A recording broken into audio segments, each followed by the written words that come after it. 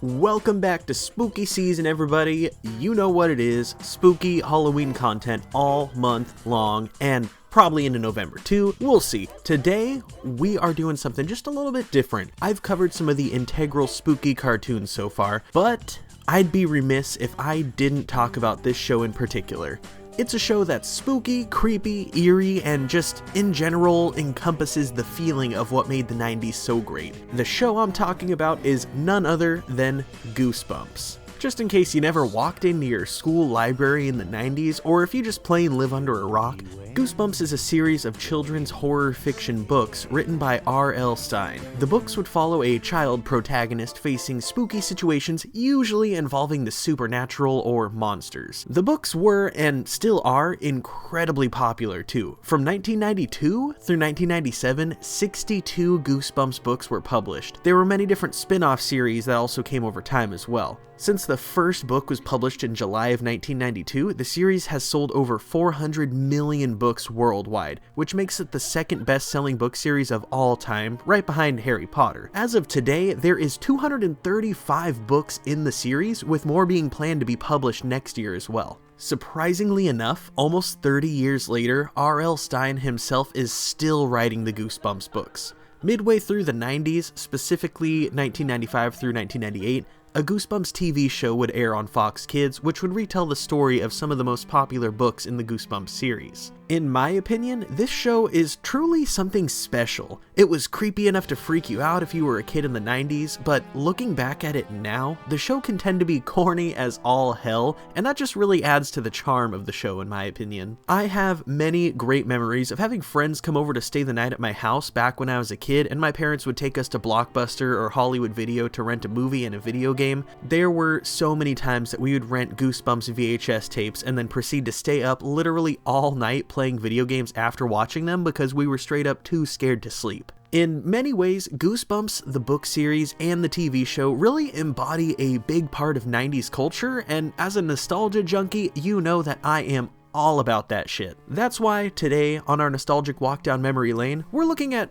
possibly the scariest and cheesiest episode of Goosebumps to ever air on TV. First though, do me a favor, and after you watch this video, let me know in the comments down below if you enjoyed it and if I should make another Goosebumps video before spooky season's over. I have another Goosebumps video planned for later on in the month, but if this isn't your guys' cup of tea, I don't really want to waste my time, so let me know. You can also leave me a like if you enjoy it. Likes and comments will help me gauge whether to make another Goosebumps video or not, so just let me know. I will say though, I did struggle a bit with brainstorming on this video because there are many good episodes of Goosebumps, but in the end, I think I found the one that reigned scariest of all, while also being kind of an underrated episode in the grand scheme of things. Today, we are looking at Night of the Living Dummy 2. This is an episode that I remember specifically seeing as a kid on VHS with one of my friends late one night. It left me truly scared and with a fear that would follow me for many years to come. The episode begins with an exterior shot of a nice looking yellow house that transitions to a scene where a young girl is showing off a painting of that exact same house that she plans to enter into the city art show. The girl's sister is none too thrilled to see it.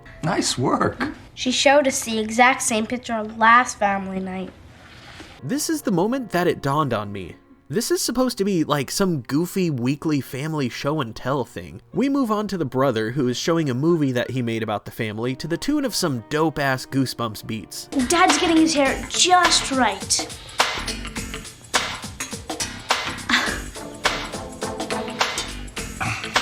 Here's how come Sarah hogs the bathroom so much.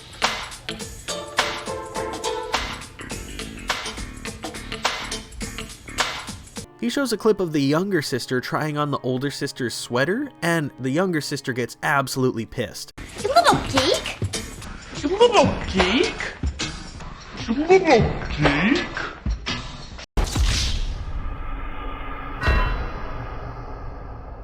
Mom scolds him for not asking for permission to use the camera, and we move on to the younger sister's turn for show and tell. So Dennis, how was your family picnic? Were you bothered by any ants? No, worse, termites. You've heard of the Terminator. Well, we had to call it the X-Terminator. After the dummy's head falls off, she is super embarrassed and she blames her dad as he promised he would get her a new one, but then he surprises her, saying that he already got her a new one. He's great. Slappy? Daddy, thank you. I just gotta take a minute to point out that dinosaur of a computer in the background of this shot here. Seriously though, this is 1996 and your computer has a floppy drive and a CD-ROM drive? I want to know what you do for a living, Mr. Moneybags. The little girl picks up Slappy and finds a card in his pocket, reading off some foreign, ominous-sounding words. Caru, Mary, Donna, Roma, Molyneux, Carano? Sounds like a foreign language or something. It probably means it takes a dummy to want a dummy. She shrugs off the rude comment and gives Slappy a big old hug, and that's when we see that the words she read weren't just any old words. Later that night, we see the little girl, who we learned is named Amy, in her room trying Slappy out for the first time, but her older sister walks in as soon as things start to get kinda weird. It must be great to have a new home. You got that right, kiddo. Amy, if I catch you in my room again, you're toast. Got it? I was just trying it on. I didn't hurt your dumb sweater. Well, just stay out. Now go to bed. Don't have to. Yeah, we don't have to. Amy puts Slappy to bed on the chair next to her other dummy, and when she lays down, Slappy throws him off the chair. Later, while everyone's sleeping, we see this awkward first-person shot of Slappy walking through the house.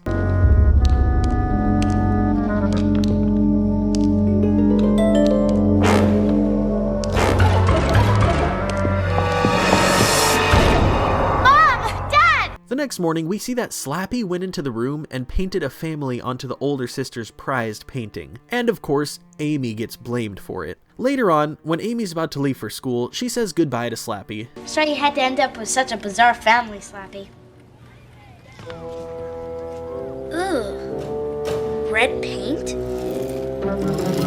What's going on?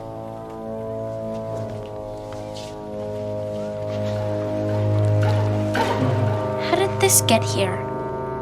We jump back to family show and tell night, where we get treated to Dad's poor singing and guitar skills. If you're happy and you know it, clap your hands.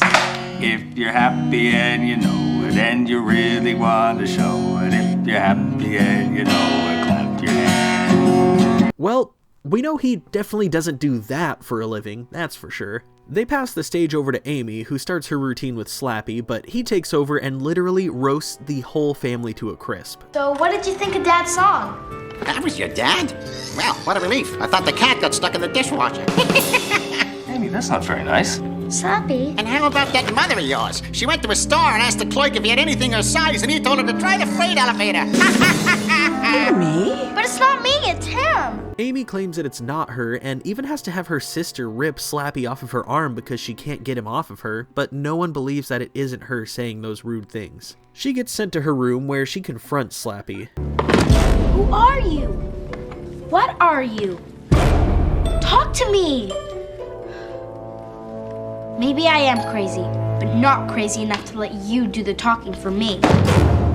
The next day, Amy is in her room gossiping with her friend Margot, who's babysitting her younger sister Alicia. Eventually, they look over at Alicia and she is now holding Slappy. Amy stands up and immediately takes Slappy away from her, and when she does that, Slappy roasts Margot too. Hey, Marco, you can forget about Shane. He thinks you got a face like a can of worms. Amy! Stop it! I didn't say it, he did! Then, as Alicia's talking about how funny she thinks Slappy is, he grabs her finger, hurting her. That's when the cheesy 90s acting really comes full circle. Stop it! Let her go! Let me go! Help me! Let me go right now! Help me! Amy's told to stay in her room until her dad gets home, and when she turns around, Slappy is sitting up menacingly. Later on, her family sits her down for an intervention. This is just getting too weird. Weird with a capital W. Come on now, you two. Shut up, Jed. Nobody asked you, you dillhole. The whole family continues not to believe Amy, and even suggests getting a psychiatrist involved to help her. I'm not making this up! Can I watch TV now? Seriously, Jed, shut the fuck up, you nutsack. That night, while everyone's sleeping, Amy wakes up to the sound of Slappy having escaped his case and leaving the room. She runs downstairs to find her parents passed out on the couch, and Slappy about to commit assault in the first degree.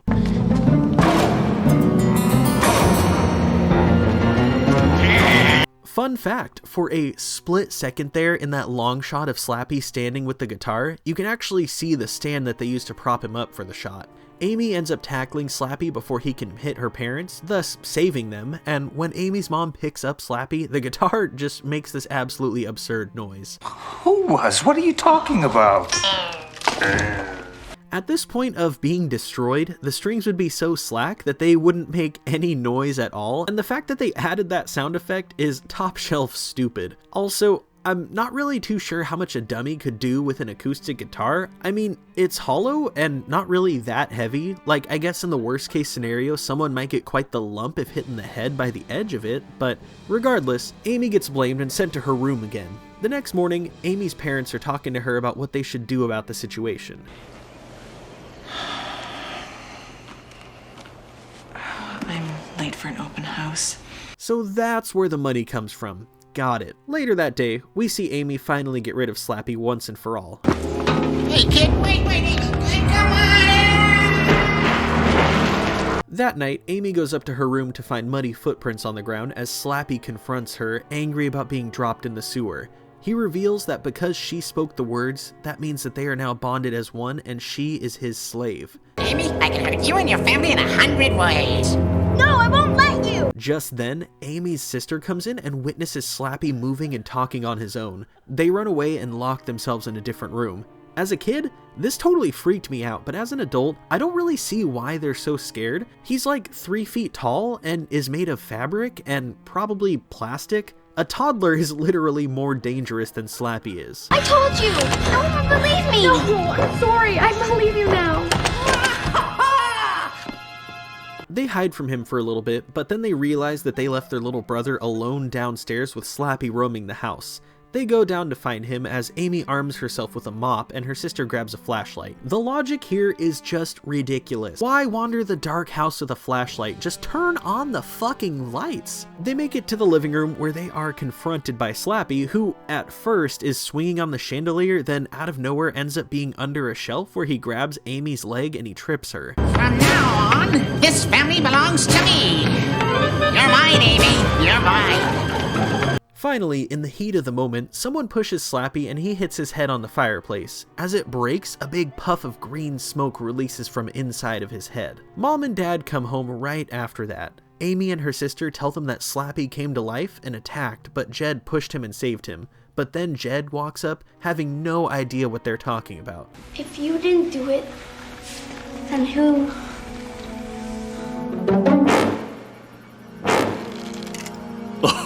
It's good to be back in the family again.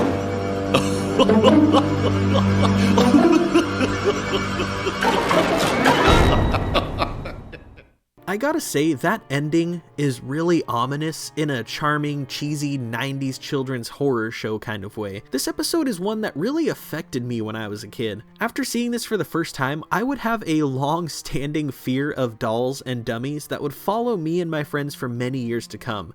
This episode, in my opinion, is kind of overlooked in many cases. When people think about Goosebumps, usually the first thing to come to mind is the haunted mask, but this is one that I feel deserved more recognition for being freaky as all hell. Slappy is one hell of an antagonist in my opinion, but what do you think? Did you enjoy Goosebumps as a kid? Do you think I should make another Goosebumps video for spooky season? Let me know in the comments down below. I always love reading your guys' feedback. If you enjoyed this video, drop a like and give praise to the YouTube algorithm in hopes that it promotes this video to everyone else. And as always, thank you very much for watching, and I will see you in the next one. Peace.